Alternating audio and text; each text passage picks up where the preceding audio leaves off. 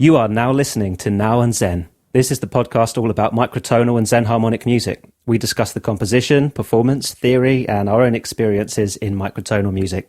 One piece of feedback we've heard a few times from listeners is, when is Brendan Byrnes going to be a guest on the show? We're very excited to say that day is today. Brendan Byrnes is a composer and multi-instrumentalist who works as a music producer, mix engineer, sound designer, and a bunch of other great things. He has released some solo albums such as Micropangaya and Neutral Paradise, which explore microtonal tuning in the context of pop, electronica, and rock music. He also plays in a band called Ilevens, who play in 22-tone equal temperament.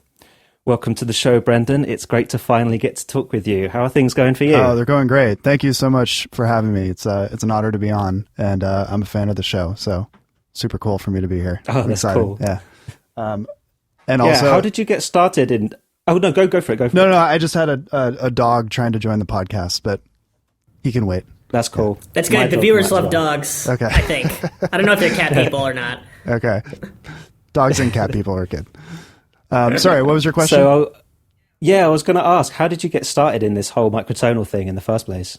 Well, Stephen has sort of heard the abridged version of this story, but I heard Glenn Branca when I was a teenager because I saw a picture and an article on him in a Guitar Player magazine, and the picture of him had a guitar with all of these extra frets, and I was like, okay, that's extremely interesting. I want to hear that. So I went out and bought the CD because you could do that in that era, and brought it home, listened to it, and hated it, but I sort of like tried to push through later, and there were a couple of pieces on there that really struck me. And so he was doing microtonal music. I knew that, but the pieces that I was really drawn to were the pieces that he used the harmonic series tunings. So I think it's there's a couple pieces for like the first 128 intervals of the harmonic series, or 128 notes.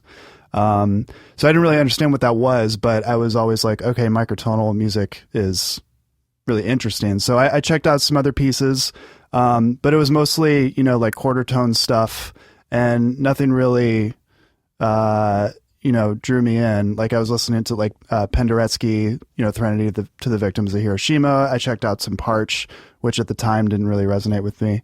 So it wasn't until I went to grad school that I really learned what the harmonic series was, A, and then B, like what just intonation could provide. And it was really like the gateway interval that really got me into it. I heard an 11/8 and heard this crazy difference tone. It was actually in a class. I went to grad school, and I was fortunate enough there was classes on microtonality, which is kind of amazing. But jealous. Yeah, it was pretty awesome. We were actually talking about difference tones, and our teacher got the string players to play this perfect 11/8, and this difference tone filled the room. And I had never really heard an interval like that sounded so foreign, but it sounded so consonant and beautiful. And it was just this sort of like magical thing that I had never heard before. So I, got excited again about microtonality, and then basically, figured out that like, in Logic you can retune your keyboard to whatever. So I just started experimenting with intervals and just kind of came up with these clunky JI scales and started, kind of making little beats and sort of the beginnings of songs. So that, once that happened, I was pretty much hooked. And then I've been doing microtonal music ever since, pretty much. Whenever I make music now, that's for me only. I do microtonal stuff, but I do a lot of 12-tone stuff just for work. So Yeah. Yeah. A lot of the things you say about that story make sense to me because I've heard 11/8 in your music a lot, especially in Neutral Paradise and the way you use it in 22-tone equal temperament. And, it's so close to a quarter tone. I guess it's almost like when you listen to quarter tone music, you don't really get the sense that people are trying to emulate 11/8 very much. But then people who fall into these sort of more like Zen harmonic camps and harmonic series camps try to use it more. And it's also cool that you got to hear the difference tones in the real world, because I've always thought that that's kind of hard to do because the electronic equipment that supposedly can generate those often does it so much better, or it makes it more obvious, at least to me. Yeah, absolutely. Yeah, I'm a huge 11 to 8 fan, and that's cool that you can hear it so much in my music. Yes. I mean, I definitely it's intentional. I mean, that's one of the reasons why I picked 22 like for my first equal temperament guitar, and why I chose to have 11s be in 22, because the 11 to 8 in that tuning is actually really decent, and it sounds good to me. Yeah, and then the difference tone thing, it's hard to get it to speak on a recording. Yeah. It is one of those things that's best experienced live, and especially if you're doing electronic and pop music. I mean, there's high pass filters involved everywhere, and so I think a lot of the difference tones it can't really be a factor in that kind of music unless you really make it intentional. So yeah, I'm not using difference tones at all, but I know that they're there. And they're super cool if you get the chance to hear them. I was almost going to ask if you intentionally brought them out in your performances, because usually that can mess with other chords, like adding extra notes and stuff like that. I'm looking at the show notes here, and it looks like you are actually going to be 11, like your number for the episode is 11. Oh, really? So we'll make this episode 11 over 8, which is just like perfect. So perfect. Nice. But Cool. Yeah. That's neat. Yeah, awesome. Yeah, I don't really. The only time I've intentionally used difference tones in performance, I've done some like solo guitar stuff, and then there's another guitar player named Alex Wand who I've collaborated with, and we've done a few performances. And we would play a lot with EBOs, so like getting notes tuned and then like trying to find cool difference tones. So they make sense in some sort of concerts. Like we've played a lot of more like quiet experimental concerts. So difference tones go over well in those kind of situations. Absolutely. Much better than in a louder setting. Yeah, totally. So how did you decide to use 22? Because I know 22 has a good 11 over 8 interval, and it has great major and minor triads, and the structure's very Zen harmonics. So it's, I think, popular for people who like the harmonic series, but who also really want something fresh. Yeah. Did you consider any other tuning systems when you were picking? Yeah, I did. And all the reasons you listed, those are kind of the bullet points of why I chose it. I was, kind of in contact with Ron Sword, who he's made 2 of my guitars and then a bass. And I was actually, for about 2 weeks, I was going back and forth between 27 and 22. I just couldn't decide. And I had done some stuff in 27 that I liked the sound of, and it sort of made sense for guitar. And I was pretty committed to 27. And then, the night before I sent the final email to Ron, I just, was playing around in 22, and I was like, I feel like this is a better choice. So I just went with it. And then, so now I've sort of committed to 22 because I don't have, endless resources. I would love to have as many Zen harmonic guitars, as I can want. But, so I just sort of committed to it. And, the idea, I knew that Ilevens was going to be a microtonal band. And I was like, well, this tuning makes sense for pop music, I think. It makes sense for having stuff that's not too Zen harmonic, but you can go there if needed. Yeah. And then all the reasons you listed. It has the 11 to 8, 2 types of major and minor triads. I really love neutral intervals. So it's just kind of it's a great all-arounder. And also Paul Ehrlich's papers, that was really convincing too. I read those, and he made some great points and some great arguments for 22 being a great tuning. So I'm really happy with my choice. I like it. It's good tuning. Yeah, I do think you made a good choice there. And it's funny just how many microtonalists get into 22. Yeah. I think there's really something there. It really is just such a musical and useful tuning. So many people stumble upon it. I'm always writing new stuff in 22. Even if I explore a new thing now and then, I always come back to it. Yeah, absolutely. Yeah, it's got a lot going for it. Yeah, and just the moment-to-moment kind of harmonies you can make to it are just very familiar. Yeah. If you want them to be. Right. But the way they all connect together, it takes you to weird places, and then you get very strange little shifting by a little quarter tone here and there. I love it. Yeah, totally. Yeah. It's the perfect blend of just sort of when you're working with it, you're a little bit uncomfortable, but there's also some familiar grounds. I've played around with 11 and 13 and stuff like that, and it's just I find I'm really trying to like fight those tunings, like to find something that I want to hear. But 22, it's just like, whoa, that's cool. This is cool. It's kind of inspiring that way. What were the impressions for your other bandmates on 22? Well, the drummer would have preferred if we were in 12 Edo because band practices well, I know. What does the drummer care? He doesn't care. He was just like, yeah, as long as the music's cool, I'm in. But the drummer wanted us to be in 12 Edo just because it would have made band practices go much smoother, because we'd have to pause a lot and be like, wait, are you playing the right interval? And it's like, especially with bass, you shift down, basically a quarter tone. And when things are so loud and you're in a noisy room and there's distorted guitars, it's, you can play the wrong note and it still sounds microtonal. So the drummer would have, probably preferred that we were in 12 Edo just to make things go smoother. But the bass player and the keyboard player, they were sort of acquaintances and friends of mine before the band, but I think they were just interested in it as like a new musical challenge for them. Both of them they're brilliant players and they're amazing musicians and they have their own projects going on, but they were just sort of, I think, curious and wanted to sort of expand their horizons. And they were aware of microtonal music, but they weren't familiar with 22. And I think they just thought, oh, this is a cool opportunity to play in a weird band and learn this guy's music and have fun with it. So yeah, super grateful that they were sort of down for the cause. Yeah, they really liked 22. And the bass player, like I've loaned him the bass outside of the band and he's messed around with it and sort of tried to figure it out. And I don't think I converted him to microtonal bass, but he enjoys it. That's cool. Are you thinking of making any more records in the future or playing any more gigs with Ilevens in the future?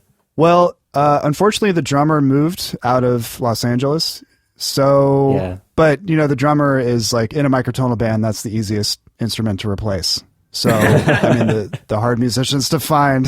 But you don't tune the drums to 22? We've joked about it. We've thought about it, but again, he prefers 12 Edo. So, we have recently talked about doing some recordings, and it's definitely not out of the possibility of getting together and doing a show.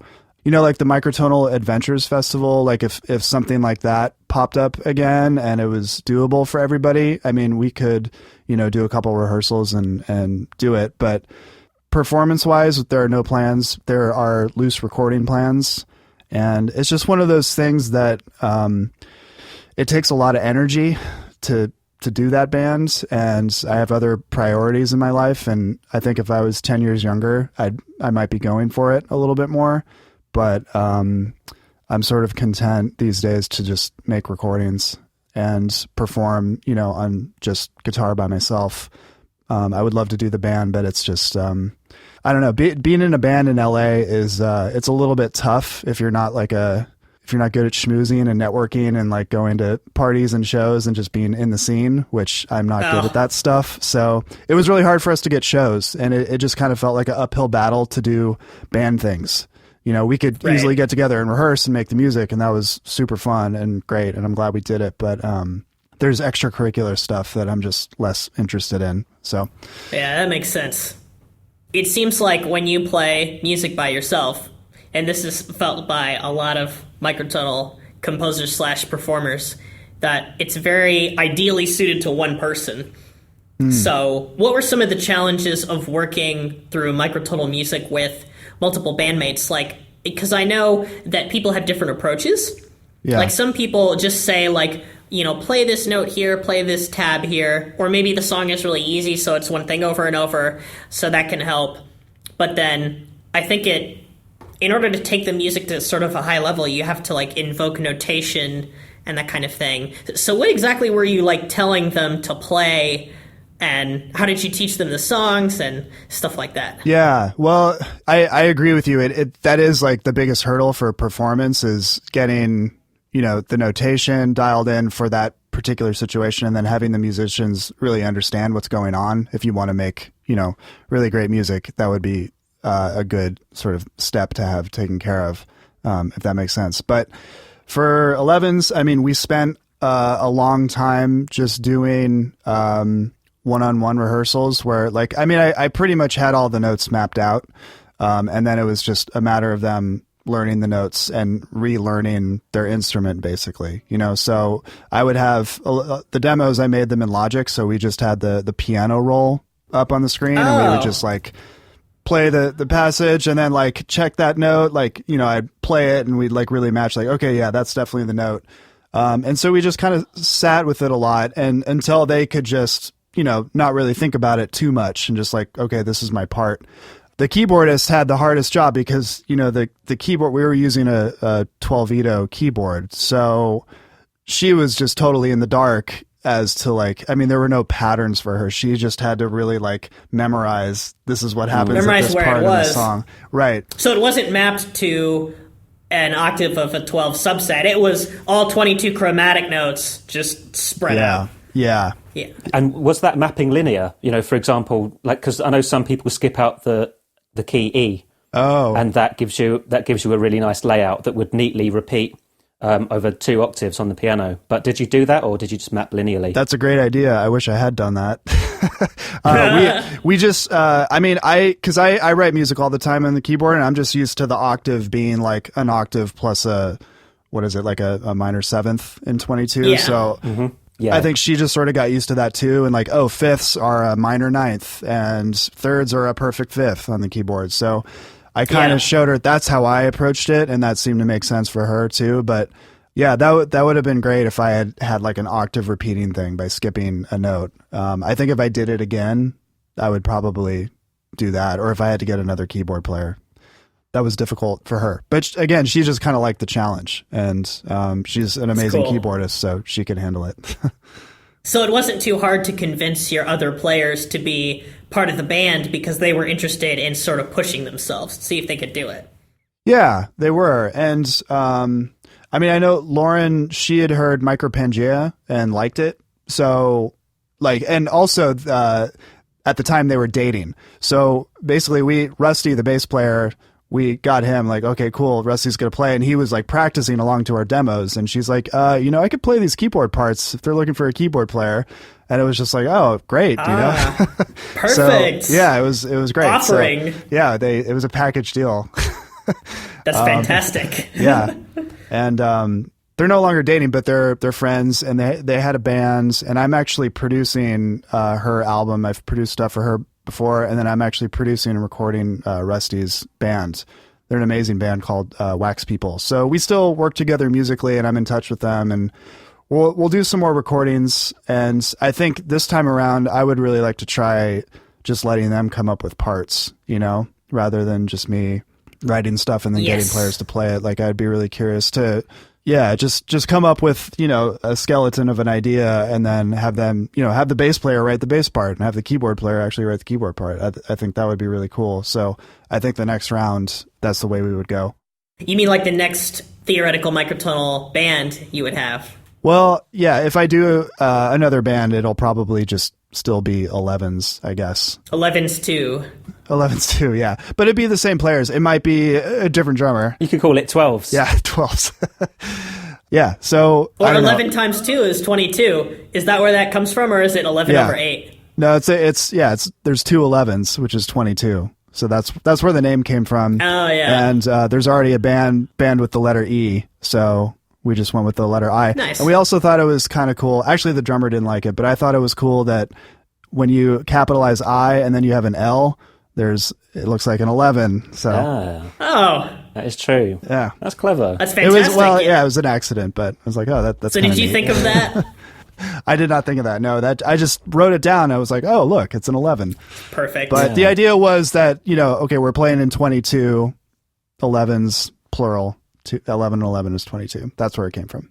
So when you play with your 22-tone guitar, I saw you, of course, at Microtonal Adventures Fest, and you played like this wonderful, like, tonal thing that sort of went through a lot of different keys, and it was very beautiful and zen and all the nice, good things. Yeah, I think that's the best thing I've heard in 22, just that thing you played. Oh, wow. Thank you. I hope it's coming out soon. Is it part of another song, or are you planning to, like, add synths onto that, or is it going to be just you? Or... I just, I wrote that for that particular festival. I mean, Bruce asked me if, I could do something, and I was just like, okay, I'll write a piece. And So I thought wrote I it was for the that. only person who did that. Oh, really? Yeah. No, I don't have any other plans for. I mean, I released a YouTube video of it, like me performing it, and I've thought about just getting like the raw audio and releasing it as a solo piece. But yeah, there's no plan for that as of right now. But Okay. maybe in the future. Yeah. But thank you for the compliment. I mean, it's one of those things. If I had more hours in the day, I mean, which I wish I had, I would be doing more stuff. But I definitely don't have as much time these days as I did when I was making Micropangea and Mutual Paradise. Life got a little busier recently. And you would say that's because you've been doing a lot more producing and sound design and stuff like that. Are you working on that most of the week usually, or? Yeah. Well, I mean, funny enough, I work at a podcast company now. So I all day, every day, I edit, mix, and do music for a podcast, but I've never been on one. So, Oh, cool. You can give us some tips then. yeah. Yes. We're Well, like struggling over here. Tell us what to do. You guys are doing great, but no, I love your podcast. And some of the podcasts we make, they're like really slick. You know, it's like everything's just edited perfectly, and the music is everything's just like to a T. But I actually kind of prefer podcasts that are a little bit more casual. Like when the podcasts that I always listen to, it's just like it's a person and a mic. You know, like I think that's kind of more interesting.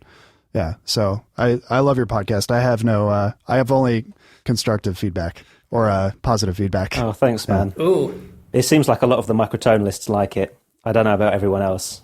Yeah. You know, we often joke that we don't really have any listeners. We've been told off by a couple of listeners saying, you do have listeners, you do have listeners. We're beating some of the academic podcasts, though. Are you? Whereas we have 300 or something, they have 20. So we're winning. I don't know if we're allowed to air that. Me saying that. They'll get mad. They won't have me on. Yeah. Well, I think with podcasts, it's you kind of have to play the long game. Like, it's cool that you guys are just building a backlog of all of these recordings of all these microtonal thinkers and composers. So if somebody in 5 years discovers, Bruce Hamilton, and they want to go listen to him, it's still there, So I think it's just having a big backlog, and the listeners will trickle in, and I think it just takes time to get an audience, Yeah. Absolutely. And it seems like the podcast it's just so suited for the microtonalist, because microtonality doesn't really have a rule book in school, so it brings out the individual in everybody, and people sort of go about it different ways, although there are certain devices that work better, like playing one's own music so that you can deal with everything yourself, and you don't have to do notation that way. Mm-hmm. Like when you were writing that thing for 22-tone guitar, were you thinking about the names of the notes on the strings, or did you kind of find chords and then figure out what went well together and use that, or? Yeah, kind of a combination. Well, actually, I take that back, because I don't really think of note names so much. But I have decent relative pitch. I definitely don't have perfect pitch, but I'm I think very intervallically. Yeah. I guess, and just sort of chord qualities. But I also, in that piece especially, I really tried to focus on melody. Yeah. I think melody is if you can have a good melody, you can put a lot of different types of chords behind it, and it'll still be strong. So parts of it, I would try to come up with a melody, or maybe I would have one chord and then really focus on the melody and okay, where is this melody leading, and where should it land chordally? So I do get sort of trapped into coming up with cool chord progressions sometimes, and then putting a melody over it. But I really try to push myself sometimes to have something that's at least singable or partly singable, even if it's microtonal, just, having the contour have a nice arc to it. I try to do that when I can. Absolutely. And I'm under the opinion that most microtonal melodies are sometimes more singable than 12 equal melodies. Yeah. And I like that you focus on melody first, because I feel like that's a really good way to generate something that people will gravitate towards. But then I think musicians always like cool harmony, things like jazz harmony sort of excite people. So then those people sort of get excited by microtonality and where those extensions can lead. I've always thought that 22 would sound really cool in a jazz idiom, where a lot of the chords are crunchy and separated by fourths, and then maybe dissonances are moving down. That'd be really cool. Yeah. But jazz seems really hard in another tuning. That jazz is hard in 12 Edo, so I can't even imagine. But yeah, no, I think that's sort of the challenge as a microtonal musician, because the theory and the novelty of it is so alluring that it's really easy just to be like, I'm going to do this crazy thing. But sometimes it's helpful just to take a step back and like, no, this can be simple. Yeah. And it's fine that it's just 3 chords, so. Absolutely. Yeah. And you said something earlier that I thought was really interesting too. Like, I think one of the cool things about microtonality and this sort of community that's being sort of built, everybody's kind of making up their own rules and trying to find their way and like how to make their own music. And that's like the coolest thing. Like before I was aware of microtonal music, I kind of thought like theory is done. And like, I didn't really know what was coming next in music that would really interest me, but now it's like, there's this community of people and everybody's doing it their own way and doing different styles of music and thinking about theory in ways that I never even dreamed of. Like, it's amazing. Yeah. And it's almost like microtonality opens that door of philosophically evaluating what it is that makes like a scale appealing, what makes it usable, what makes it something that you would want to play.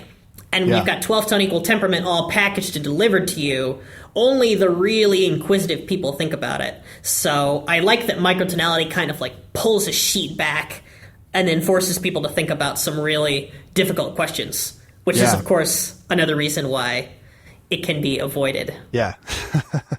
Yeah, absolutely.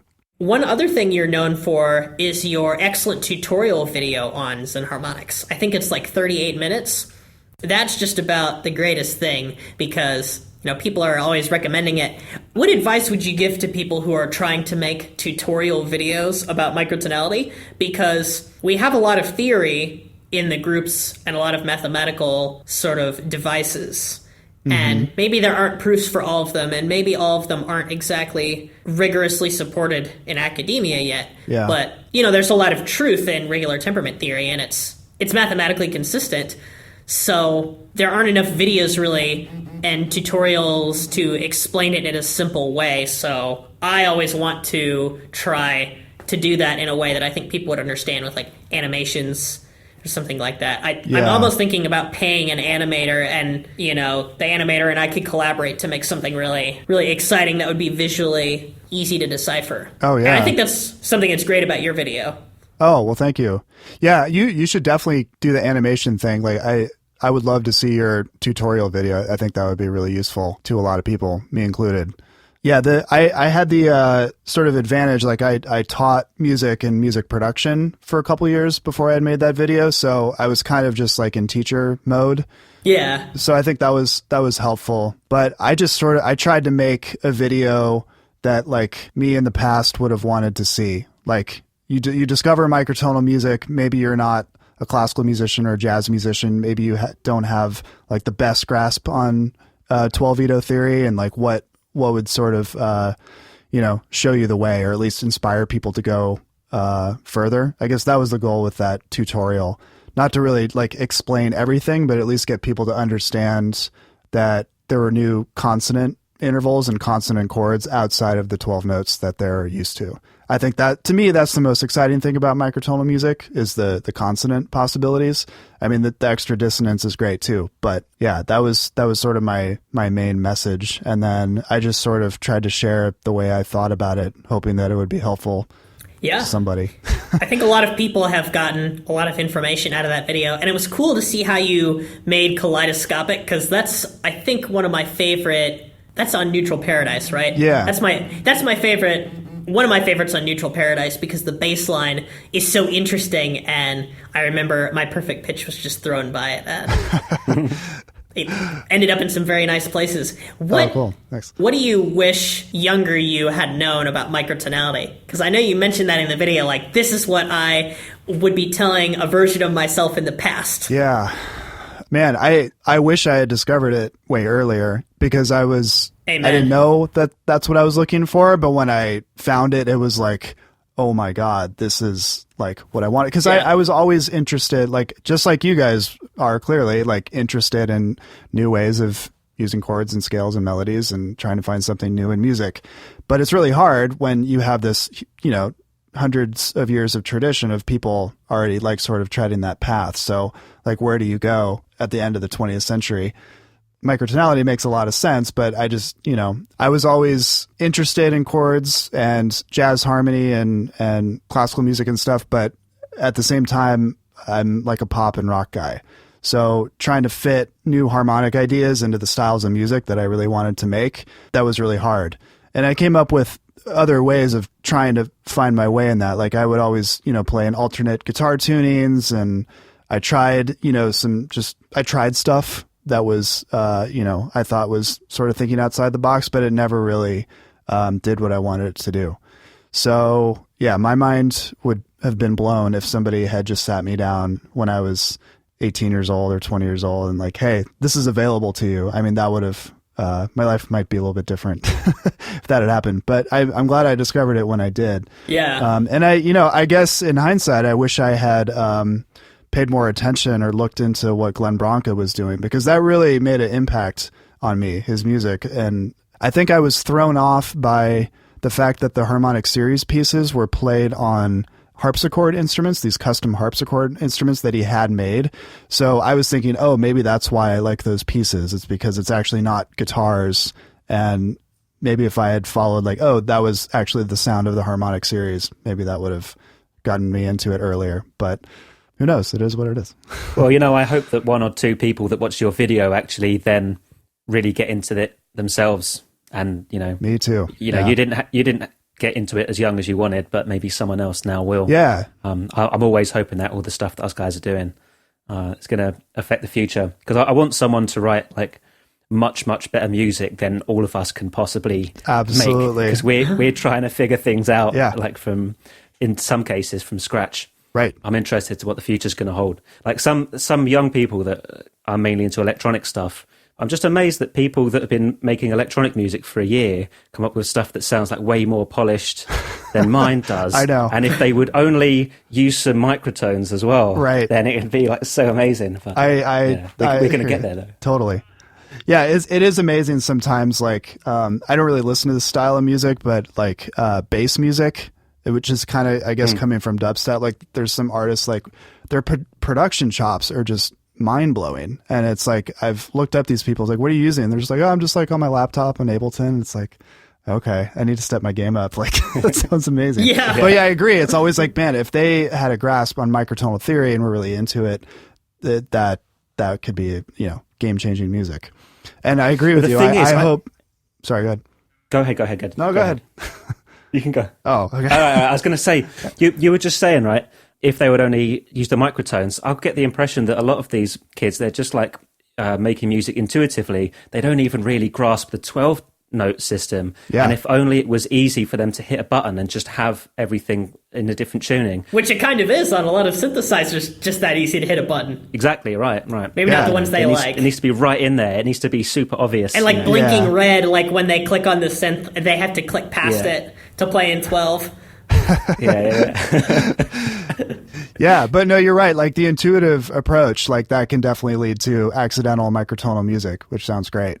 Like last night I was listening to one of my favorite Tribe Called Quest albums, and just, the fact that the samples are not perfectly tuned. It's like, wow, that horn is way out, but it sounds amazing, So I think artists are stumbling upon it and they realize, oh, this sounds good, but I don't think they care what tuning it's in. Right. So, yeah, you're definitely right about hip hop. There's so much unintended microtonality there. It's really part of the sound. Yeah. I love that. Yeah, I noticed that in lots of kinds of popular music all the time. Like the way people bend notes. They're not interested in microtonality, but they are interested in getting this sound where they're like using it to approach something, and it's very distinctive and makes it sound really human. Yeah. Yeah. Totally. I think if somebody had told me about microtonality when I was little, I wish I would have known that people kind of stick to one tuning and pick one. And I would have tried to pick one sooner, because I have a 19-tone guitar. Mm-hmm. And then as I went, I sort of figured out that I liked tunings that didn't really have major or minor chords, usually, but not always. Yeah. Because they're pretty interesting to me, so... I guess a lot of it is just a journey where you have to figure out where you like, and you can't really just like have that knowledge dropped on you. You have to sort of go through the experience of living it and figuring out what tunings speak to you, because there's so many choices. Yeah, absolutely.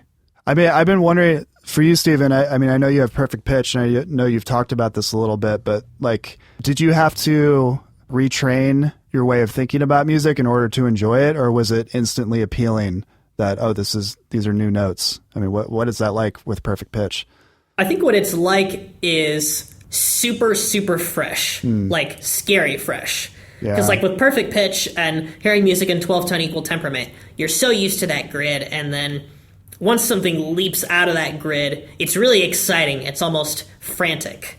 So I don't think I didn't have to retrain myself to enjoy it, but I did have to reframe my ear training and say, okay, now that this is a thing that exists, I have to work on figuring out how to be accurate in it and stuff like that. So that's why I have a few ear training videos right now about scales, and some of them are like really like casual, and I'm just like doodling around in some mode I like. And then I have some general videos where I talk about strategies. And probably the best strategy for Zen harmonic ear training is to, when you're singing a mode, you aim for certain intervals that are close to ones you know, or you do a certain stepwise thing, but then think like X is going to be this low and Y is going to be this high. And that's kind of the best way to do it. Especially in like 22, that's a good example because, it's a super Pythagorean tuning and it has a diatonic scale. Yeah. But a lot of times you're using two different kinds of major second. But unlike in 15-tone equal temperament or something like that, the two different sizes can sort of sound major second-like enough that it can fool somebody who's not used to listening to it. And I think the same is true for 21 when you're using it with triads, stuff like that. Okay. But yeah, I think it's, with perfect pitch and microtonality, I think I can sort of be around like 30 cents accurate with like trying to hear a pitch and think of what it is. And I just got better at singing microtones after listening to microtonal music. Because like I already kind of knew what that would sound like as someone with perfect pitch. But then I was like, okay, if I sing to myself, can I control it? Can I make the intervals really small and like do this and this and that? And my brain just loves coming up with like all kinds of little like fun games to see like how I can sing weird things. So, lucky me, I guess. Yeah, I wish I could do that. That sounds like a blast. Oh, yeah. There's even this thing where if I'm listening to something like popular music and other people are in the room, I'll try to like sing the 11th harmonic against it, or I'll try to sing different intonations of some like ascending run, and people will think I'm singing it wrong. But then I have to explain that I'm not. You're totally. That's a good excuse, man. Yeah. There you go. Yeah, that's really interesting. Like what you were saying a minute ago about, hearing certain notes and not really knowing what category they fall into. Like, is this a major second or not? A little while before we started this show today, I was playing around in a scale. I think it was Island 9. Ooh, good or whatever. one. Yeah, well, the one that I did the track in 313. It's that 9-note scale. Is that the highest equal temperament that's ever been used on like an actual piece of music, like in the real world? I was thinking about it. I talked to someone the other day and was freaking them out with really high numbers of equal tunings, and I was like, 313 is the highest. And then I thought about that and was like, no idea. There's got to be more. Maybe it is. Yeah, I don't know, because people always talk about, 1024 has good blah blah blah, and I'm like, nobody's gonna hear that. I mean, the highest is probably going to be the resolution of MIDI tuning, which is like some like hundreds or thousands of Edo. Oh, God. Or maybe higher than that if you consider music made in Max MSP, which uses like 64-bit floating point values or whatever it is. That's probably going to be like bajillions of Edos right there. Yeah. But, sorry, just coming back to what I was saying a minute ago, I was messing around in that scale and I heard this 450 cent interval as like this consonance, and when I played the perfect fourth, it sounded like a dissonance that needed to resolve down to this 450 cent. I was basically playing these notes over a drone, a 1/1 as a drone, and 450 was like that sounded normal. And I think the reason why is because the note below that was this 250 cent super duper minor third, or whatever you would want to call it. And then it created so much darkness for that note that, just going one tone above that to this 450 cent super duper sharp third or super flat fourth, whatever the hell it is, that sounded like the normal note. And then the actual perfect fourth was just this bizarre, awful thing I had to get rid of. So that's great. Well, that would be the island third, right? So like super major third. Yeah. It's near like 13 over 10 or something. I think it's 13 over 10. It's like tempered so that 13 over 10 equals some other big super major third that's 13y in some way, I think. But yeah. I do quite like the 13 limit thirds. They're really, really nice. I was surprised, actually, because, like, say in the 11 limit, I quite like 11 over 8, obviously. It sounds just mind-meltingly beautiful. But it's kind of thirds I don't really like them that much. The other kind of 11 limit stuff I not really like that much. But for 13, I really do. Yeah, I actually agree with you there, I think. And I like 13 over 8 as well, but I think it's harder to find than 11 over 8 is. Yeah. Yeah, actually, I'm not so big on 13 over 8. I don't get too much enjoyment out of it. I mean, maybe I just haven't opened my mind enough to it yet. Yeah. 13 over 8 is tricky. But Sean, I was curious, do you think of note names or chord names, or like do you think intervallically when you're writing music, or you just playing a keyboard? And No, I don't really think about anything, really. I'm just kind of making some stuff. That's the best Your part. unconscious floats freely. Yeah. This is the awkward thing, because then we come on this show and I have to try and explain things, but really I just have like this intuitive model of how things work and how things sound. I can't really communicate that to others, Right. apart from them listening to recordings. Yeah. So I definitely don't think of note names. Okay. Yeah. That same here. Sometimes I do note names, but only in a tuning system that's pretty small where I kind of know it really well. It's like I'd say like I know 15 and 17 and 19 really well, and I sometimes use them in 18. But things like 13 just suck. So I just never use note names in 13 because it's like, oh, it's A triple flat with a corkscrew and a squeeze of lemon here. Yeah, it sounds counterproductive to Yeah. start thinking about note names at that point. Yeah. Yeah, it's an amazing feat when it's actually easier to think about the tuning in terms of numbers than the notation. Yeah. So 13 and 11, I think, do that. Probably 13 is a little bit harder. I guess if you don't have very many notes, then it can't really be that hard. So Right. that's why I never do things like, above 31, almost never, except in a situation where I don't have to notate it. And there's just so many possibilities there, too. So Yeah. Well, are you really trying to? I mean, I listened to some of your microtonal pieces that you just released a couple days ago. Super awesome. Are you trying to go further with macrotonal music and tunings? Is that kind of your focus? Well, I certainly love macrotonal tunings, and they are nice under the hand if you have a theoretical keyboard where you've rearranged the keys, because 9 is even easier than 12 and you get more octaves. So basically, if you have a macrotonal tuning and you're rearranging a 12-note keyboard, you're going to get more notes and octaves out of it, but that can almost be really unnerving, especially with 5. Because, if you have all those octaves of 5 notes, if you, play, a really low or really high note accidentally, you might hear, this awful, distorted noise that, doesn't have the correct vector sampling, and it, breaks all the glass in the room. It's just, you play this awful high notes, and it's so loud and annoying and bad, and it doesn't even sound like a note. I've done that before on a MIDI keyboard where I was trying to play in 5, and I, tested it, and just made the stupid mistake of, playing, a little doodly in, the high register, and just broke my ears, and I was like, I'm gonna take 5. And come back. Take 5 EDO. But I'm pretty interested in 9 and 10 and 11 more so than 5 and 7 and 8. And I don't see much use in using the tunings that are parts of 12 except as parts of larger tunings. So I don't really want to write pieces with the whole tone scale very much unless they're enhanced with other notes.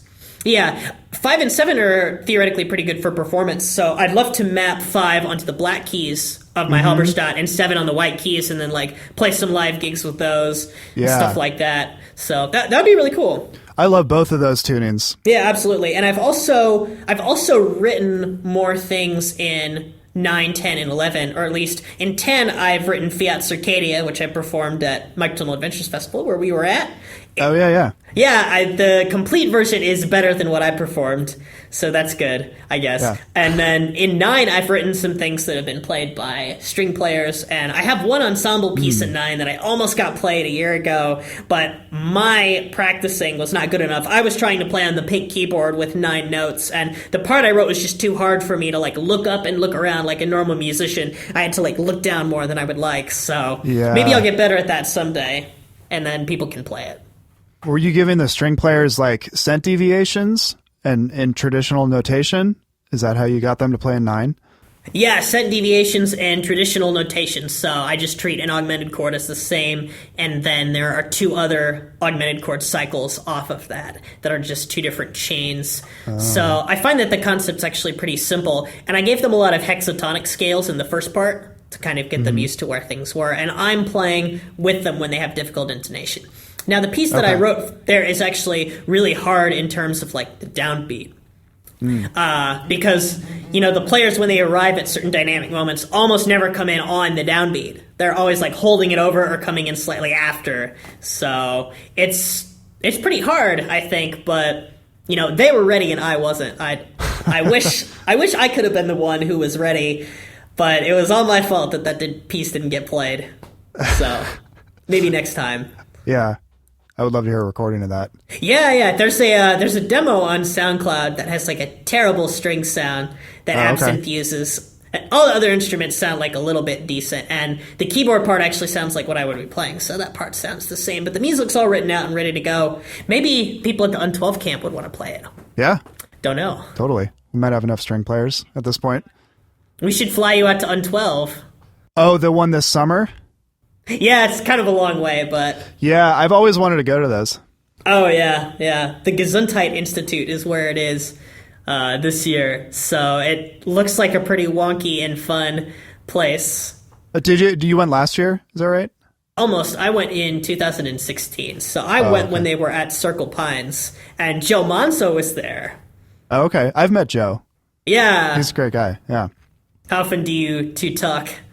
Oh, we talked once or twice online, and then I went down to San Diego for a microtonal concert. Yeah. And I met Paul Ehrlich was there, Joe Manzo was there, a couple other people that I just sort of knew from, the online community. So that's cool. It's always nice to meet people in person. Yeah, it's really exciting, I think. Yeah. There's a really great microtonal community here in LA, which I feel very fortunate to be a part of. It's like CalArts, where I went to school. There's microtonal stuff going on there all the time, and that sort of seeps into LA. And then like John Schneider is here doing the Parch ensemble, and Irv Wilson used to live here, so it feels like a microtonal hotspot, which is nice. Oh yeah, I'm super jealous. Yeah, me too. So the microtonal community meets and they put on performances and they have lectures and things like that. Do you think that's mostly a university thing? Like colleges sort of promote the idea of a microtonal community, or are people really sort of doing it themselves?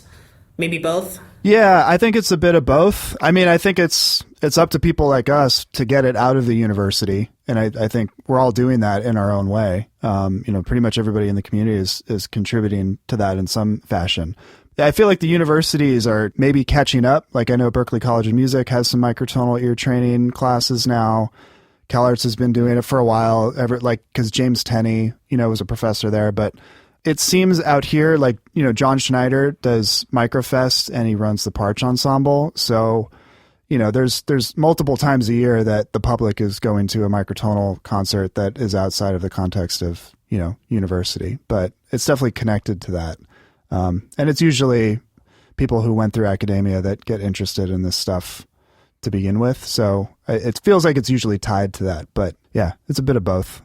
But it's not all academia, now like a lot of kids getting into it because of King Gizzard. Hey, look at my new microtonal guitar. And it's just like a straight copy of the microtonal banana or whatever it's called. Yeah. But it's a good start though. Yeah, no, absolutely. Well, and it seems like, I don't know, I mean, Sean, it seems like you have quite a few fans who are not from the microtonal community that just like your music, even if it wasn't in a tuning. Do you get asked a lot, like, hey, what's this tuning thing all about? Do you sort of direct people? The channel that I receive most of that kind of thing from is YouTube. Mm-hmm. But they're not usually asking, hey, what's this microtonal thing about? It's quite often, what do you use to make this? And a few other questions like that. That's one of the first questions I asked when I discovered your music. Oh, really? Yeah. I got asked that so many times that in the end I just wrote a blog post. And then whenever people commented on that, I just say, here's the blog post. Yeah. And that kind of saved time. Because I'm always looking for ways to save time, That's my day job just takes up so much. stuff, and it's like totally not music related. So, okay. Yeah. And then at the end of the day, I don't want to hunch over my computer and make music. Or answer blog posts with the same answer. Yeah. But the comments that I'm really interested in are the ones where people like just are totally not convinced. Like, oh, there's so much that we can explore in the 12-tone system. So, I'm just going to do that. And I think, yeah, cool, man. Yeah. That sounds fun. Yeah, exactly. It's like, we're not disputing that as microtonalists. Mm-hmm. We just want more. Have you guys found, if you go back to writing music in 12 equal, do you think about it differently now that you're sort of into the tuning thing? Like, I don't know, for me, coming back to 12 was an interesting experience. Oh yeah, I write music in 12 all the time. I'm trying to make it half and half because, microtonality will scare the wrong performer. Sure. And I want people to actually perform my pieces. So I'd say half is 12 or 24 and then half is microtonal, but it looks skewed the other way because I have all these microtonal pieces that like I perform myself, but those are kind of in-house. Right, yeah. So I don't know if I count them as compositions that other people would want to play. I'd say writing in microtonality has helped me write more exciting things in 12 consistently and thoroughly. And I never want to go back to not knowing about microtonality.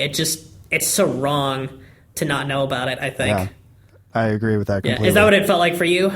Yeah, I mean, just going back to it, it just seemed more interesting again, and it almost felt like another tuning. Like, yeah, I think for a lot of us, you discover this world and you just start playing in all different types of tunings and trying stuff and finding what you like, and then going back to 12, it just feels like another tuning in that spectrum. I mean, that's what it felt like to me. Like, it almost felt a little bit Zen harmonic going back to it, but cool. Yeah. Yeah. It's done that to me too, actually. If I work in 15 a lot because it really wrinkles my brain, and now I've worked with 15 so much that I catch myself thinking 12 is Zen harmonic if I've spent enough time in 15 and vice versa, which is really interesting. And you get so thankful that like 12 has those notes and everyone knows what the notes are and you can point them out by name, and it's just it's so great to have that like in place with everybody understanding it, and you don't have to explain it or like, slip it under their nose and be like, oh, this really isn't so bad. It's really not that bad. There's just more notes, just a few more, Yeah, much more comfortable. So, well, that's a tricky thing. Like, I mean, and you've come up with these sort of solutions to getting things performed where it's just like, you have to, slip things by them maybe without them understanding it completely just to get a performance out of people. And that's one of the weird things about microtonal music is that you can't just give people notation and expect them to be able to understand. So, well, you can give them to some people. Some people, yes. Some players are familiar and or at least open-minded and can figure it out. But there's one player I'm working with who knows more about sagittal than I do. Oh, so really? I had to figure it out for him. Oh, cool. Yeah. I was using, I don't know if you're familiar with Helmholtz notation. I was using that, and it worked pretty well, just at least for JI. I think string players and horn players, they understand what a harmonic seventh is, because they're used to, repitching, like, oh, we're playing with the piano, so we can't play our major thirds the way we usually do. And so I think there's string players and horn players sort of intuitively get JI, which is cool. But yeah, asking guitar players or other musicians, it's really tricky. You just have to get clever about your performances. It's just like this added layer of stuff. Yeah, and I almost don't think it's because people don't understand the tuning, maybe. Because usually performers who I've worked with, they understand like what an equal temperament is. They're like ducks in a row. It's that they don't know the harmonic system, so they don't really know their place in it, and that can be very confusing and unnerving. Yeah. And also really hard to explain because of how like localized and common practice centered the music theory language is. If you're working in something like 23 tone equal temperament, that's probably the hardest to explain to people, I think, with a reasonable number of notes. But it's so zen. 23 is insane. Actually, Sean, what I think it's my favorite piece by you. It's that 1 in 23. Twisted Flex. That piece is mind blowing. I love that piece so much. Yeah, I'm glad, man. Thanks. Yeah, it was fun making that. I don't have anything more to say about Twisted Flex. Sorry, but Yeah, it was good fun. Oh, I do. Okay. Can I say something or not? No. Maybe. Okay. No, you can. Well, Go on. go ahead and interrupt me if I'm wrong, but the melodic fourths in Twisted Flags and anything in 23 tone equal temperament just sounds so like wrinkling to the ear, and I think it almost sounds like you're trying to avoid it a little bit, but then you end up using it in places where like there's a cadence or there's a break, and then you transpose things down by a 23 equal fourth, and it ends up in a really nice place. And it's surprising, but not too surprising, because it's just chunking the harmonic material and not something here. So Yeah, I do love a good chunking. yeah, it's very, very intuitive of you to put things in that way.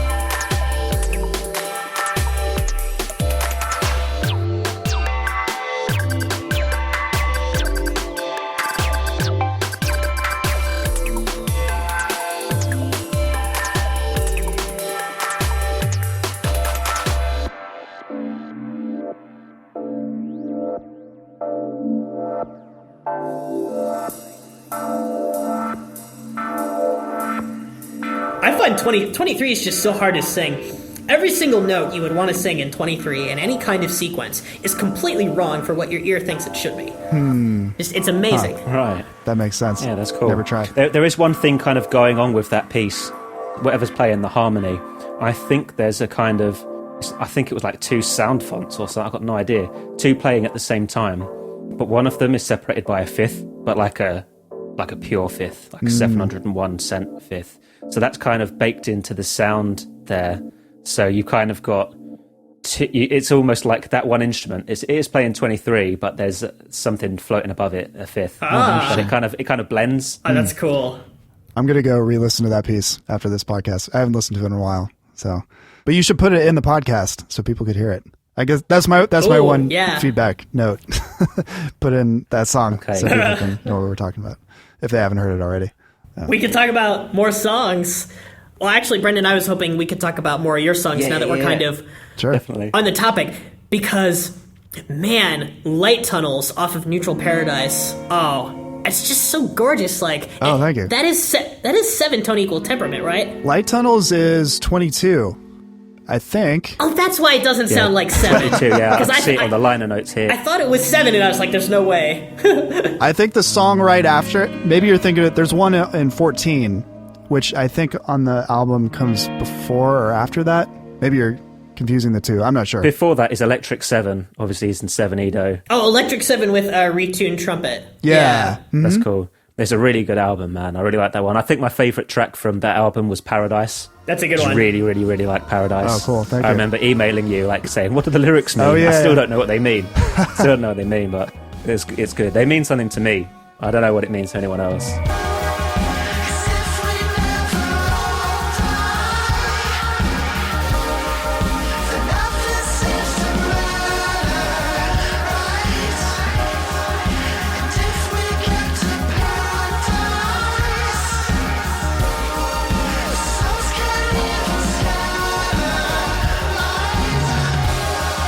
Yeah, I mean, I try to write lyrics that are not on the nose, where they're open to interpretation. It's a good idea. Some people don't like that, but... Well, at one point you were writing Yeah, you were writing some like weird language that's like super open to interpretation. Oh yeah. When was it? A few years ago. I think some of those tracks may have become Ilevens tracks in the end. Did they? Yeah, well, that was the idea with Ilevens.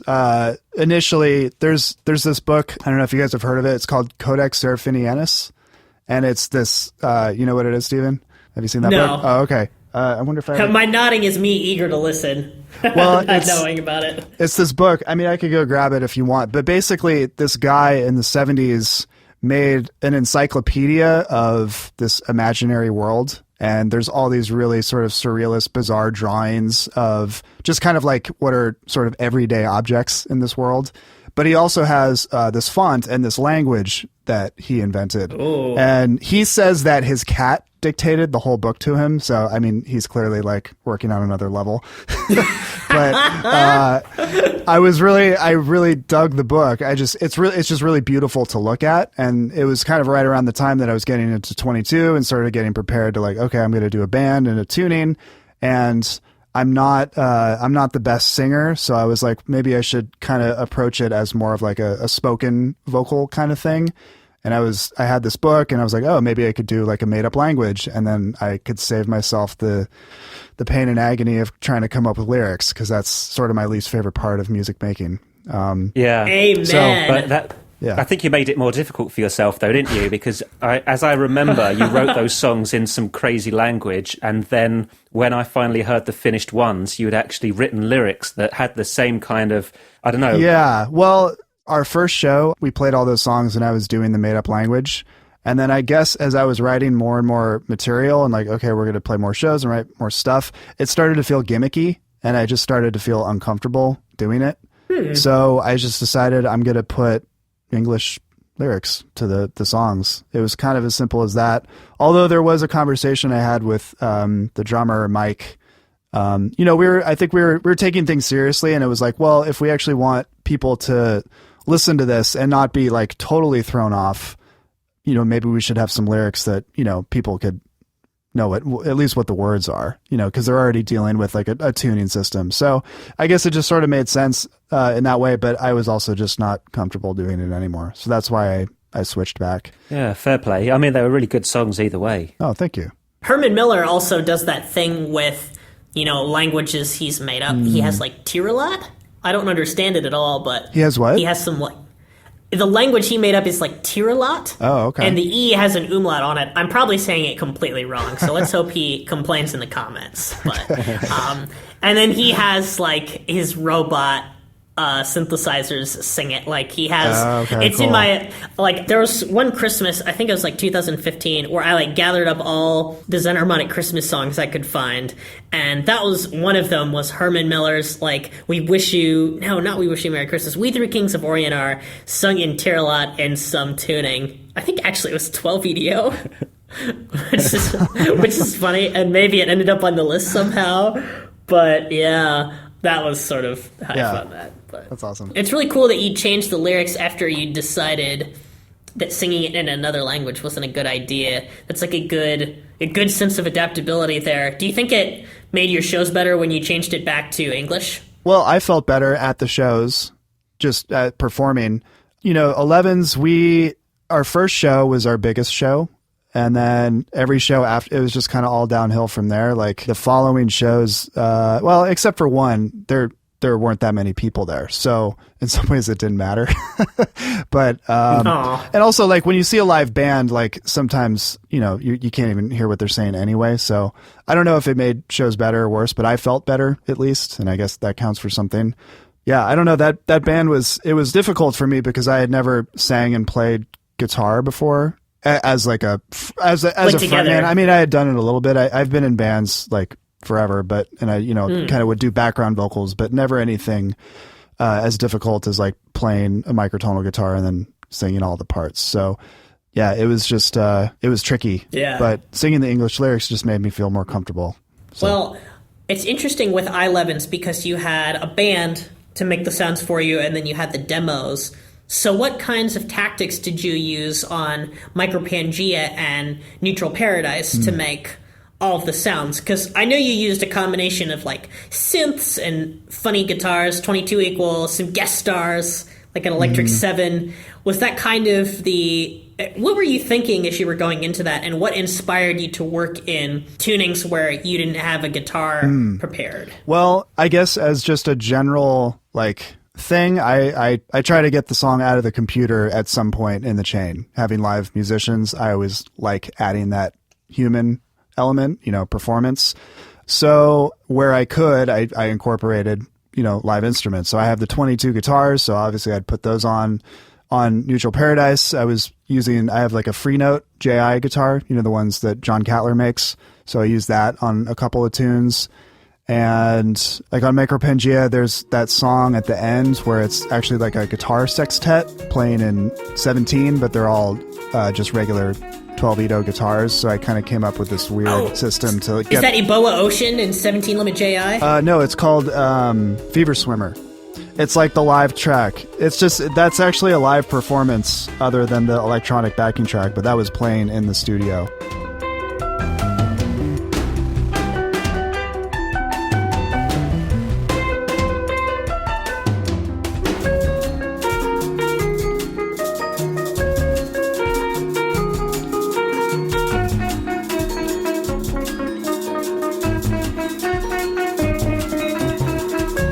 So I tried to come up with solutions and ways to get people to perform. It's really cool. I love synthesizers.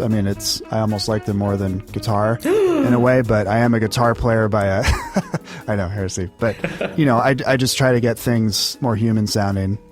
So usually live performers is the way to go. Yeah. So I guess every time I do that, sometimes there's a different way of going about it, like getting a horn player to play in 7/, or getting, guitar players to play in 17 or whatever it is. It kind of always changes. So the horn player, of course, you didn't actually have that horn player play in 7/. You had them play something in 12 and then you retuned it. Both. So there's parts where we would go note by note on some things. And, he takes a solo in a couple of sections actually.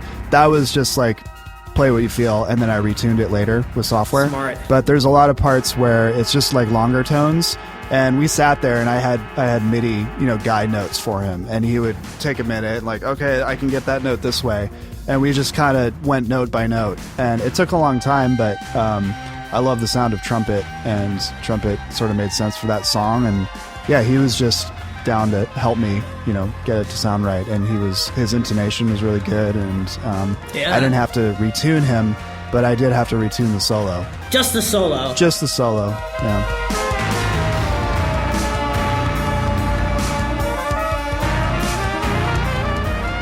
Well, that's really inspiring that you could, get the horn player to actually play those notes, because I've always thought that for a brass player, it might perhaps be impossible to play certain notes with just lip bending that are actually very off the 12 grid. Mm-hmm. So would you say that the thirds off from the tonic note were the hardest to play since they were in between? It was a long time ago, but yeah, there were definitely some notes where he was like, this is really hard. Right. And he's sort of, whatever, I don't really understand trumpet as much as I would like to. I don't play it or anything. Whatever he did to make it happen, that was his struggle. But he was able to get it to pushing happen. the slide out and exactly. And he would take the time to readjust and take the time to figure out different ways of getting to those notes. So some were really easy for him if it was just, lipping it up or down. But yeah, some were difficult. I'm constantly shocked that more microtonal musicians aren't utilizing 12 and then retuning it on their computers, which it seems like you did with this. What I've always struggled with in that kind of situation is what I do about what they're listening to. Because if you have someone play in 12 you probably want them to actually be hearing something that fits in with the track, right? Yeah. But then it's being retuned to something else. I tried to retune some people to 15 the other day, and what I did was I made something in 12 for them to play along to, and then I have plans to just completely change it. So, okay, interesting. What was your strategy there with Electric 7? With the solo, did you just have him listen to the 7 notes, and they were kind of close enough to 12 areas that he was able to sort of go over it? Yeah, that's a really good question. I think that's kind of the first time I had taken something that was just 12 and retuned it. I haven't done that a ton. Yeah. So for him, I don't know. It would be really interesting for me to go back and find that file of what he actually played and like see how much different it was. But he knew. I think he just. It's probably similar to like I don't know. Like when I sing over microtonal stuff, I'm just kind of adjusting and making things sound right in the moment. And I think he was doing that too, even though it's 14-ito or 7-ito, whatever it was. And I think he just trusted like, all right, that note's a little bit off, but he's going to fix it later. Right. And I may not have even grabbed the part of the performance where he actually played over that part. I might have grabbed something else. I honestly don't remember. Interesting. So yeah, I don't really know what that was like for him, but I remember when he played it, it sounded cool. It automatically sounded Zen because it was in the context of 14-ito. So that's great. Yeah, I don't know. He just kind of went for it. And then with the 17 guitars, those were 17 equal, right? Fever Swimmer? Yeah. Yes. That it was in 17, and I had a picture of it on Facebook at one point, but I kind of figured out that between 3 guitars, I could get all of the notes of 17-ito, because the fifths in 17 are really good. Is it 705 cents or something like that? I think it's a little bigger, like 709-ish. Oh, really? Okay, wow. Yeah. Not as big as 22's nice 712. Yeah. So I thought like, okay, well, I can get octaves, I can get perfect fifths and fourths. So basically they can play the 3 different frets. And I put stickers on a keyboard and sort of figured out, okay, between these 3 guitars, I can get all the notes of 17-ito. Yeah. So once I knew, like, okay, this is performable, then I wrote the piece. Keep it in mind that I might only be able to play one note at a time. So that piece, the melody it's carrying the whole thing, because it was kind of based around the melody. And once I had that, the chords that the guitars are playing was sort of just like a bonus. Like, oh, cool, those 2 guitars aren't playing those notes, so I'll have them, play that chord in the background. And then there's an electronic backing track, which is providing a lot of the harmony. It's mostly just kind of like a simple melodic piece. So, yeah, I mean, it's definitely not a practical thing. I don't know if I'd do that again. But I did have the score online at some point, and, maybe a guitar sextet at some point would be down to try it. I listed like the tunings, so I had them tune each string to a specific, cent deviation. So if anybody is listening and ever wants to perform that piece, I'll send you the backing track and the score. But that's very cool. Sorry, go ahead. No, I mean, I was just gonna say, like, I was just lucky at that time to be in an environment where I had, I was in music school, so I had a bunch of musicians that were willing to do crazy stuff for free. And it's I had to take advantage of that opportunity, because that's not the case now. Right. In LA, you have to pay everybody to do anything musical. So or do it yourself. Yeah, right, and or that takes a lot of time. Right. So if you're in school, take advantage of that. Exactly. Yeah. Totally. That's one of the best parts about music school. I wonder how much different your 17 equal piece would sound if it was played in quarter tones. Do you think there's a lot of overlap there? Because, in 17 and 24, the intervals in between major and minor seconds are very similar. Yeah. It probably wouldn't sound too different. And I guess, again, I wasn't playing exactly in 17-ito, but... it's like close, yeah. It's close enough for rock and roll. That's cool. Yeah. I've always thought that was a good idea, to retune things in 12 even if the intervals aren't exact. But I think that's heresy for some tuning people. Like they think, if you tune a 12 instrument and treat it like it's perfect fifths or 17, like it ruins like the integrity of the system. And sometimes I think that's true, and sometimes that's not. It did not sound true in the thing that you wrote. Well, thank you. That's really cool. Well, yeah, I mean, I guess it does ruin the purity of the thing, but it's like, do you want your piece performed or not? Yeah, exactly. I mean, you have to make compromises, and if you're getting musicians to perform in a tuning system, I think you have to accept the fact that it's going to be maybe not purely in an equal temperament, unless you have things like fretted guitars or a keyboard or whatever. Oh, right, yeah. I mean, I did a piece for it was basically like orchestra and rock band. Again, this is the time I was in grad school, so I had these opportunities, and I had, the string players could play in JI pretty well. I had electronic backing tracks, and I would like pick notes that people could play in that tuning system, and then they could, sort of match, like, oh, okay, I'm playing along with that thing in the backing track. Yeah. So obviously not like an ideal kind of performance situation, but at least you can try stuff, and it's more fun than doing something in 12-ito. Yeah, absolutely. The things you do with guitars kind of remind me of what I did in one of my pieces, where I retuned some of the strings so that guitars could play in 8 and 9. You retuned some of the guitar strings? Yeah, I just used 12-tone equal-tempered guitars, but then I used the fully diminished 7th chord and the augmented chord to play in those tunings. And cool. That piece has had a few live performances. It's one of my few pieces that's had more than one. So it's like one of 5, but... and that's special because it's not something that like I just do myself. So that, I think makes it more special. Yeah. But yeah, the modification of guitars seems like a really good way to get microtones to be played. Was Glenn Branca doing any of that? Like, did you borrow any of his techniques? Because I know some people, make microtonal fretboards. Some people retune strings. It looks like you've sort of done both, so you're pretty handy with those methods. Yeah, I mean, I played in Glenn Branca's orchestra a couple times, so I got to see how he made it work. That's cool. But it wasn't microtonal. His stuff was 12-veto, but it was so dissonant it almost didn't matter.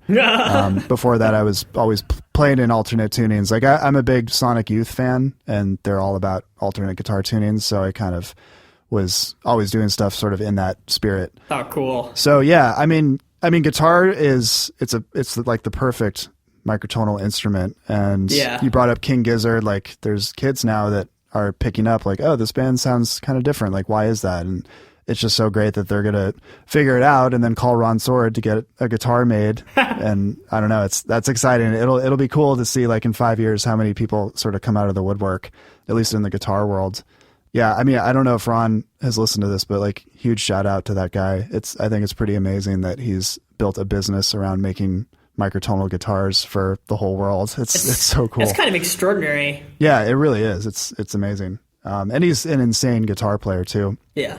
And just his reverence for Irv's work. Yeah. And all of his guitar books. And I don't know, it's pretty inspiring. Yeah, because he has scale books for modes in various equal tunings. Right. Which is really nice. That's helpful for someone who doesn't know what that tuning is, but maybe knows what an equal temperament is. Yeah. And so then they finally know like the note values and can see them. Yeah. That's pretty cool. And he's got all of the scales mapped out. So you're just like, wait, what do I even do with this? And it's like, well, try these scales, and you can just see it on the fretboard just like you would in, a regular guitar book. Yeah, that can be a starting point. And when you get a guitar from him, he sends that like, oh, here's your tuning, have fun. That's great. Which is pretty cool. Yeah. It does seem like those two things go really hand in hand, so it's a pretty good idea. Yeah. Yeah, Brendan, I've got to ask you something, because when I've been listening to your music for a few years, obviously, I have noticed like an essential part of your sound would be distortion. Yeah. I don't know what you're using for distortion, but I can always tell when I'm listening to one of your pieces.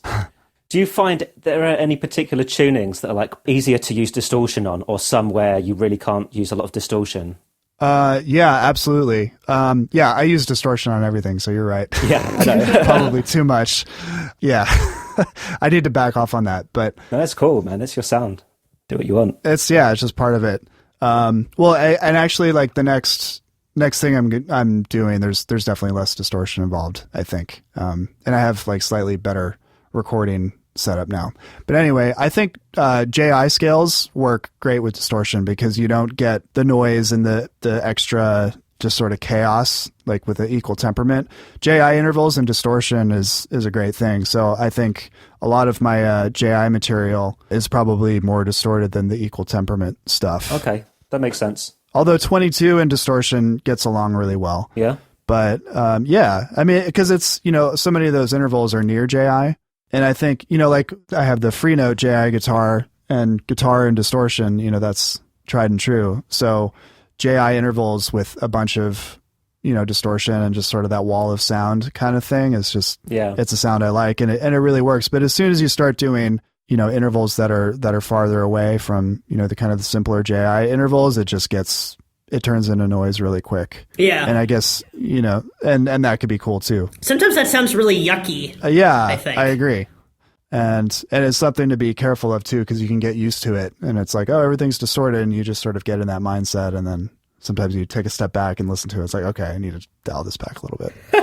It's cool that you've got that. What's it called? The free note guitar, right? Yeah, John Catler's one. John Catler, yeah.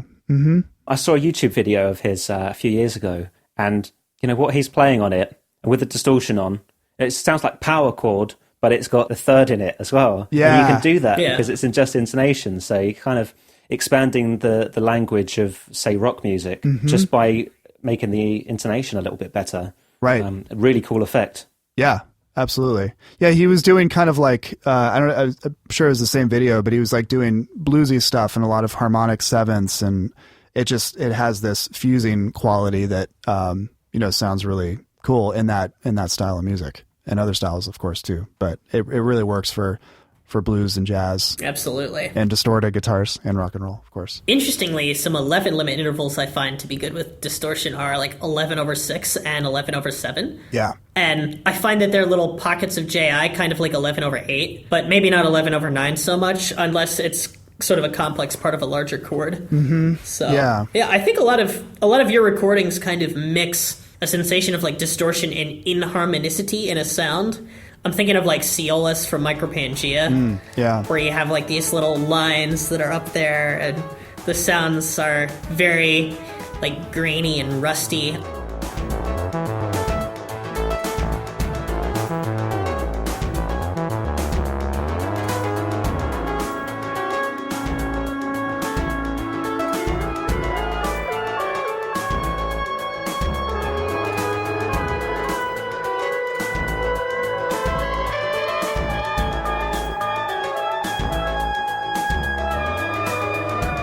I kind of use those sorts of sounds in my 9-equal macrotonal etude, actually. I was wondering what kinds of synths you tend to use. Do you use a lot of different kinds? Do you sort of favor one? Because they always sound really good, so. Oh, thank you. Gosh, let's see. When I made Micropangea, I was basically using kind of like stock everything, except I had contacts. So I had like, just the contact synths. But a lot of times I would like bring up a piano sound or a violin sound and then mangle it with distortion and delay and whatever else, and just getting like acoustic samples to sound more like synths. So I do that a lot. Ah, cool. Nowadays, I've sort of I've become like a real analog snob, and I have 2 analog synths, which I haven't done a lot on my past albums, but like I think the stuff I'm going to release from now on, it's going to be leaning more heavily on analog synths. Cool. Oh, that's awesome. I can't wait to hear that. And then Neutral Paradise, there's a synth called Synth Master. And I remember just being in the Zen Harmonic Alliance, I think, and somebody mentioned like, hey, this synth came out and you can, use tuning files. And it was really cheap. It was like the Christmas sale. I used that one too. Oh, cool. In fact, I got it in that same sale, I think. Oh, really? Yeah, Aaron Hunt told me about it. He was like, mad Christmas sale, bruh. And I was like, oh, man. And then I never figured out how to use it.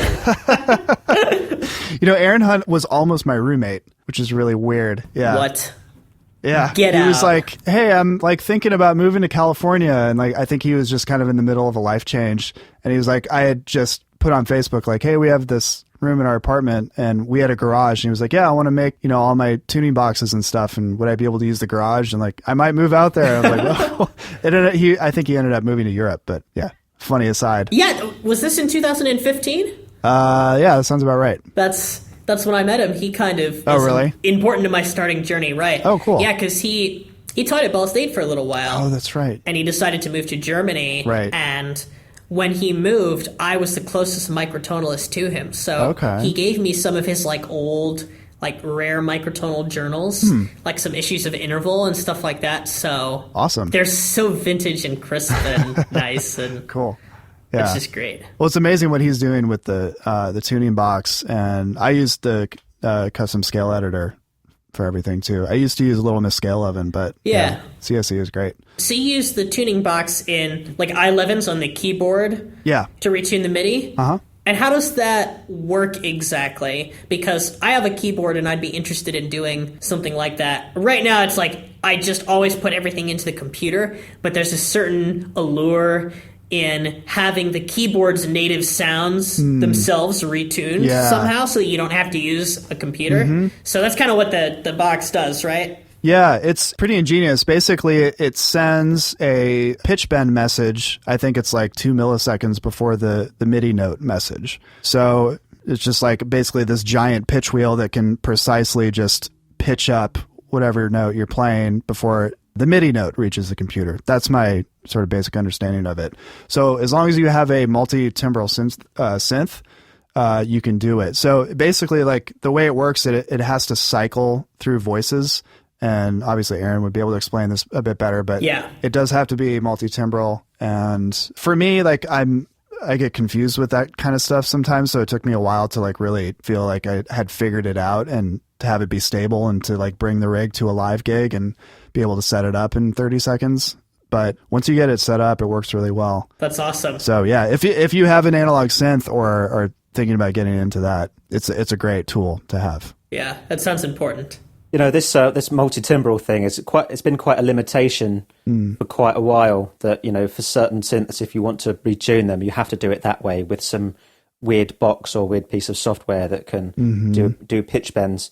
But really promising, you know, in the last few months, hearing about MIDI 2.0, and how MIDI polyphonic expression is now going to be an official part of the spec. So, you know, in the future, we'll see all of these new MIDI devices being created that should, all of them, work with microtonal music out of the box. Now, you'll still need a little box or a little other bit of logic that will handle the per note pitch bend, but that is a considerably easier thing to do, and I think much more efficient way of doing it than this kind of tuning by multi-timbral synth. And I'm just so looking forward to that. Yeah, it's going to be good. That's really exciting. I know that came out, but I haven't looked into it. But that's super cool that it's promising in our world.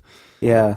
There's not a lot to see yet, but I think that's one to watch out for in the next few years. You know. Cool. Oh yeah, it seems like such big news. Like this is MIDI. You know, that's been unshakable for years, and people complain if you try to change it. Now we have MIDI 2.0. I'm like, as somebody who knows too little about software that I work with, I'm like very confused about what this means. Is this going to be like USB 3.99, where like if I try to plug an audio engine into my computer, it'll be like, oh, sorry, those don't work anymore because we're all updated now. Access denied. I hope all my instruments don't become like obsolete, and it's like, oh, now you have MIDI 2.0, so you need to upgrade everything, and Finale will explode on your computer, and it'll just be bad. But maybe it won't do that. Maybe it'll be awesome. Apparently it's going to be backwards compatible. So there's two parts of this. I think, I can't remember what it was called. I think it's called a MIDI CI. I haven't looked at this for a few weeks, but this is another part of the MIDI 2.0 spec. And it's basically a little kind of handshake that happens between different MIDI devices when you connect them together. So it's kind of saying, you know, you plug in one device. Okay, these are the features that I support. I support MIDI polyphonic expression or whatever it is. And then that means that the devices can communicate much better. And I think if you were to plug like a MIDI 1.0 device into a MIDI 2.0 device, the 2.0 is going to be like, hey, here's my hand for a handshake. And the MIDI 1.0 device is going to be like, I don't know what that is. And it just not respond. And so it can, you know, respond appropriately. Cool. I think you should be okay there, but we just need to wait and see really, because, well, I mean, I don't even know if the spec has been finalized yet. I think there's still finalizing that, and of course that means there's nothing in manufacture at the moment that's actually using this spec, but you know, in 5 years time we could see a lot more. And I think what you'll see first is there'll be a few devices come out that may underutilize MIDI 2.0, and then once they're there, tinkerers such as us can jump in and start seeing if they can build things to do the microtonal stuff. I don't know. I want to try this myself as well, because the DAW that I'm using, I mean, I'm using Bitwig Studio now. Really? Yeah. Its piano roll actually has MIDI polyphonic expression, so you can do per note pitch bending. I've not used it yet because I'm still like in a different paradigm of I use plugins to get those microtones. But what I'm thinking is, because the DAW has some of that stuff built into it, it's just a matter of time before that could just control all of the random synths that I throw at it. Like, yep, I can microtune that, I can microtune this, I can microtune that. So I'm just waiting to see what happens there, man. Oh, that would be incredible. Yeah. That would be so great. That's exciting. I didn't know that. Sean, what synths do you use? So what happened was I was using some nice synths that I had on my nice Windows machine, and I've like changed all of my machines over to Linux, and there's like almost no stuff available. So oh no. So like I'm using Zinad Sub Effects. Classic. I figured out how to do modulation synthesis with it the other day because I really like FM. Okay. I grew up playing Sega Genesis, so I love all those those sounds. I love like the Yamaha TX81Z and the DX7s and stuff like that. I just love the sound of them. I don't know why. Like, they're so awful. I do too. Yeah. Sterile, but like powerful, man. Really powerful. Yeah. The basses as well. I like a good FM bass with a good old twangy attack on it. Yeah. So yeah, it's had sub effects, and also one from Yuhi. I can never pronounce it, but Urs Heckman. Oh, the Zebra. Yeah, well, I don't have Zebra, but I've got Ace, which I bought, which is like one of the cheapest ones, and I'm also thinking of buying Hive, because Hive 2 came out a couple of months ago, and it now supports tuning files, but also it's very good CPU efficiency. So it's pretty good for me, because I like to duplicate a lot of synths and stuff like that. So I end up with like loads of synths running at the same time. Same here. And so you know how important it is to not have some. You can't do that with like, what was it called, Diva? You couldn't really do that with Diva because it's so. Oh, I never used Diva. It's CPU hog.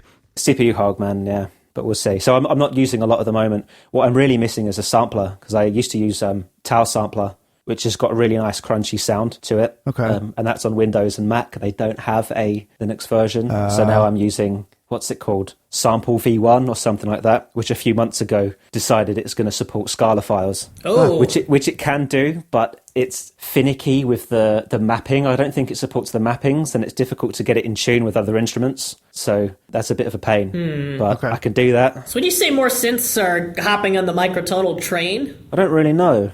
It's difficult to get a kind of big picture of what's happening with all that. Yeah, I don't know either. Yeah. And I ignore most of the synth news as well, because again, most of the things are not available to me. It's either hardware, which I don't really want because I like everything in the box, because I'm just kind of lazy like that. And then otherwise it will be available on Mac and Windows, and that's it. And I won't be able to use it anyway. So I'm just kind of using what little tools I have. Oh. Yeah. I'm not too worried though. Yeah, it's too bad. Well, limitations are good. Yeah, it's inspiring. Yeah, absolutely. Apparently, I don't know if you've tried Synad sub effects. It's kind of awkward to work with. No, I haven't tried it. I'll have to look into it. I'm making it happen though. It's very synthy sounding synth. Yes, indeed. Cool. Yeah, if that means anything. I don't know if that means anything. Yeah, no, I get it. I'll have to check it out. I would like to have a new synth in my life. That would be cool. Yeah. We always need new synths to play with. It feels like a good idea at the time, and then you just have more synths. More choices. More choices, yeah. That's why I only have Absinthe, because I'm completely lazy in that choice making, and I already know how to edit with it, so... I mean, I have a few other synths, I just don't use them as much, so... Absinthe is cool. Yeah, it's really... Like, the sounds that come with it are just great, and they can very easily be messed with if you want the sound to be more like X. And, of course, it retunes easily as well, so... Right. Yeah. No problems there. In fact, it's easier than Contact is. Yeah, definitely. Yeah, Contact's a little bit cumbersome. Yeah. But not too difficult at the end of the day. Well, Absinthe, the only thing tuning-wise that it does that I don't like is if you do some editing with the envelope, it can sometimes just randomly jump back to 12-tone equal temperament or its default tuning. And interestingly, some of the default tunings on Absinthe instruments are not 12-tone equal temperament. Right. Yeah. Some of them are Middle Eastern tunings or well temperaments. Like some instruments are by default Volati. So if you're ever like playing around with Absinthe, then you play C, E, and G as a major chord, and you're like, oh, that sounds better than it should. It's probably because Volati, it's tuned in Volati. Oh, cool. Yeah, I have come across that too. It's always a nice surprise. Yeah, that's pretty fun. Brendan, I have one random question for you that I just thought of. Sure. On Micropangea, what's the inspiration for making Fluorescent Desert in 15 and 14? Oh, yeah. Because I love that so much, and it works so seamlessly that the listener, I don't think, can really tell that there's just two different tunings that are being used. Right, yeah. Gosh, I'm trying to remember. My guess is that I saw somebody talking about using two different temperaments at the same time, and I was probably like, oh, I want to try that. And I maybe just tried it and it worked and I went with it. I mean, I know that's not a very interesting answer, but I think there wasn't a ton of thought behind it. On that album, every song I'm just trying something new in a way, because it was such a new world to me. I'm just like, all right, let's try 17 Ito, let's try 27, like whatever. Yeah. And if something came out of it that was sounding good to me, I kept it. So it was probably just an experiment that went okay, and so that's why it happened. Yeah, pretty cool. But I was surprised that it worked so well, And actually, I think in a lot of ways, like, so there's a song on that album, Zebra Island, which is in a non-octave tuning. Oh, yes. I think once I wrote that piece in a non-octave tuning, I was just like, oh, you can, like, this scale makes no sense to me, and there's no octaves, and the intervals are crazy, but you can still make music out of it. And that was very eye-opening to me. Like, it doesn't have to be this system that has this nice theory that you can understand. It can just be, in some ways, a random collection of pitches, and you can find the beauty in it and make something sound cool. You know, if you try hard enough, or if you get lucky enough, or whatever it is that day. So I think I was like, well, let's try 15/14, and there were some notes that worked.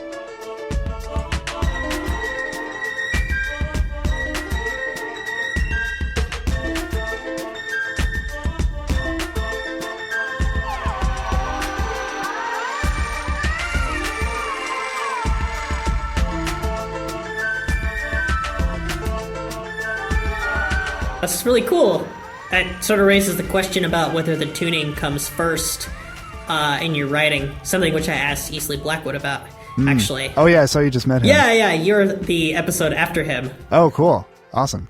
About the non-octaves, though, Brendan, have you gone back and explored more non-octave scales since? Bolin Pierce. I've done a handful of things in Bolin Pierce, and the only thing that made it outside of my studio was in that piece I mentioned before, the four tunings piece that was like a orchestra and rock band. But that was just like electronic backing track that the musicians were like playing a couple of pitches over. So I would definitely like to go back to non-octave stuff, because it was really fun and exciting and interesting. And yeah, Bolin Pierce music, like I love what Elaine does with Bolin Pierce, and I've heard a lot of Bolin Pierce music that I really like. So it's definitely on my list of things to check out and try. But yeah, it's really, I think that's the only piece I have out in the world that's in a non-octave tuning. Brendan, where can people find your stuff? Yes. Well, if you just type in my name to Google, I think some of the first things that come up are like my website and Bandcamp and stuff. So my name's Brendan Byrnes. The spelling's a little funny.